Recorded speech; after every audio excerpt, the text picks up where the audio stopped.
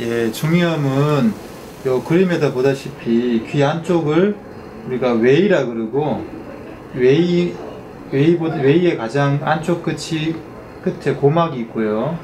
고막의 안쪽 공간을 중이라고 합니다. 그리고 중이의 안쪽에 뼈로 둘러싸이는 공간을 내이라고 하고요. 요 내이는 머릿속으로 신경으로 이렇게 전달되죠.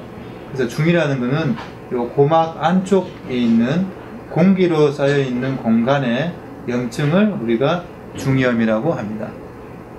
중이염의 원인은 결국 중이 공간에 어떤 병적인 문제가 생긴 건데, 그 생기는 원인은 다양하겠지만 크게 보면은 요 그림에다 보다시피 요 중이강 안에 그 박테리아라든지 혹은 바이러스와 같은 어떤 이물질에 의한 감염이 생기는 경우가 가장 흔한 이유고, 두 번째는 요 중이강과 코 뒤쪽으로 연결되어 있는 이관이라는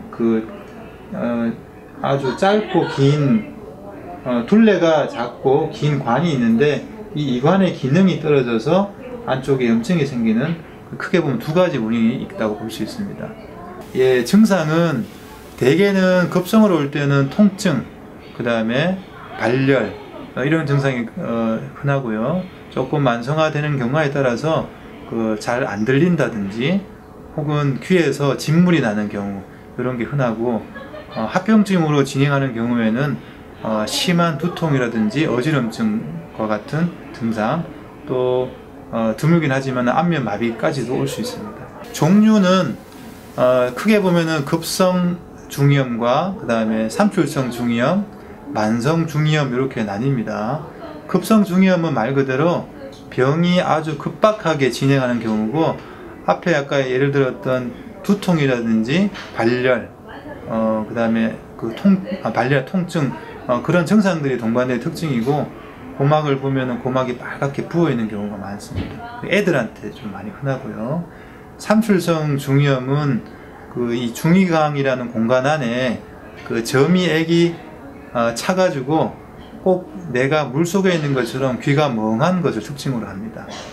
세 번째로 만성 중이염은 이런 염증들이 오랫동안 반복이 되면서 고막이 되게 녹게 되는데, 고막이 녹아서 그쪽으로 귀 진물, 이루가 나오게 되는 특징을 가지고 있고, 청력 저하도 심하고, 심한 경우에는 여러 가지 합병증이 생길 수 있는 질환을 얘기합니다. 우선 환자분이 병원에 왔을 때 얘기하는 증상이 가장 중요한 진단 근거입니다. 예를 들면 귀가 아프다든지, 그 다음에 귀가 멍하다든지, 어지럽다든지, 이런 증상을 듣고 일단 중이염의 가능성을 의심을 하고, 결국 이제 우리가 이경이라든지 고막 내시경을 통해서 귀 안을 들여다보게 됩니다. 그래서 고막에 발적이 있는지, 고막이 부어 있는지, 혹은 고막이 구멍이 있는지, 혹은 그 구멍을 통해서 진물이 나오고 있는지, 이런 걸 관찰하게 되고, 만약 그 진물이 나오고 있다고 하면 균 배양 검사를 통해서 우리가 무슨 균이 이 병을 일으키는지도 진단하게 되고요. 또 병이 조금 합병증의 우려가 있는 경우에는 CT를 찍어서 병의 경중을 우리가 따져서 좀 치료를 하게 됩니다. 크게 보면 약물적 치료와 수술적 치료가 있겠습니다. 대개 급성 중이염이나 삼출성 중이염은 대개 초기에 우리가 항생제를 포함한 항생제와 소염제를 이용해서 약물 치료를 우선적으로 하게 되고, 만성 중이염은 대개 고막에 천공이 동반되거나 합병증이 위험성이 있는 질환이기 때문에, 만성 중이염의 경우에는 우리가 수술적인 방법으로 치료를 하게 됩니다.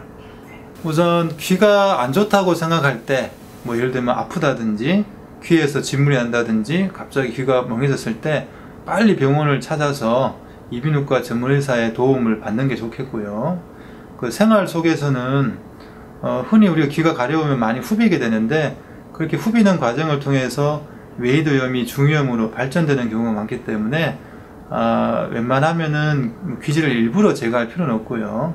귀 바깥에 보이는 정도의 귀지만 제거하면 될 것 같습니다. 특히 어린이인 경우에는 이런 중이염이 갑자기 심해져서 합병증을 유발할 수 있기 때문에 어른들보다도 좀 더 신속히 병원을 방문하는 게 이런 중이염을 예방하고 합병증을 예방하는 데 중요한 방법이 되겠습니다.